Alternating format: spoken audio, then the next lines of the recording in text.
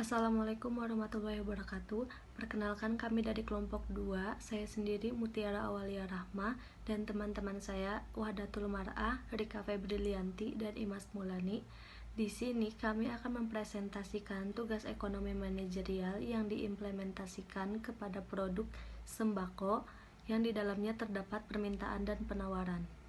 Sebelumnya, kita akan membahas mengenai pengertian ekonomi manajerial terlebih dahulu. Ekonomi manajerial merupakan teori dan metodologi ekonomi dalam pembuatan keputusan di dunia bisnis dan administrasi. Secara khusus, ekonomi manajerial menggunakan alat dan teknis analisis ekonomi untuk menganalisis dan memecahkan masalah-masalah manajerial. Nah, kemudian di sini ada menurut para ahli. Yang pertama yaitu menurut Ket tahun 2000. Ekonomi manajerial adalah ilmu seni tentang bagaimana mengatur dan mengalokasikan sumber daya perusahaan terbatas untuk mencapai tujuan yang telah ditentukan. Selanjutnya ada menurut Dominic Salvatore tahun 1996 yang mengatakan bahwa ekonomi manajerial adalah pengetahuan atau wawasan yang menunjukkan keberadaan teori ekonomi dan analisis pengambilan keputusan berdasarkan teori ekonomi untuk memeriksa bagaimana bisnis dapat mencapai tujuan secara efisien. Produk sembako, pengertian sembako. 9 bahan pokok atau yang sering kita sebut dengan sembako terdiri dari berbagai bahan-bahan makanan dan minuman yang secara umum sangat dibutuhkan oleh masyarakat Indonesia. Karena sembako merupakan kebutuhan pokok utama sehari-hari yang wajib atau ada dijual bebas di pasar. Bahan-bahan tersebut seperti beras, sagu, jagung, dan sayur-sayuran, buah-buahan, daging sapi, daging ayam, gula pasir, susu, garam, minyak goreng, dan margarin, minyak tanah atau gas LPG. Kebutuhan masyarakat terhadap sembako. Sejak dahulu masyarakat tidak bisa lepas dari sembako.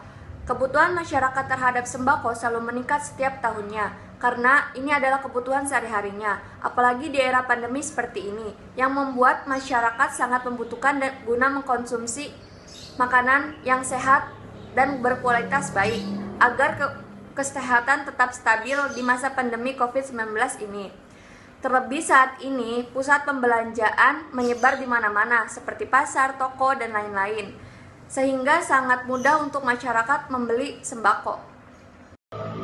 Selanjutnya, di mana sih bisa mendapatkan sembako? Mungkin zaman dahulu sangat sulit untuk menemukan bahan sembako apalagi yang berkualitas bagus, dan mungkin sulit menemukan bahan tersebut, dan jika ada pun hanya di pasar-pasar tertentu. Tetapi saat ini sembako sudah menyebar di mana-mana dengan kualitas yang bagus dan harga terjangkau. Misal seperti di pasar, di supermarket, minimarket, dan toko-toko kecil di pedesaan pun sudah ada. Dan seiring berkembangnya zaman, hingga saat ini cara-caranya pun cukup unik untuk mendapatkan sembako. Dengan mudah seperti membeli lewat aplikasi dan sebagainya. Selanjutnya, di sini saya akan menjelaskan mengenai permintaan dan penawaran sembako di masyarakat. Permintaan kebutuhan pokok sangat meningkat, apalagi jika dilihat dari jumlah penduduknya.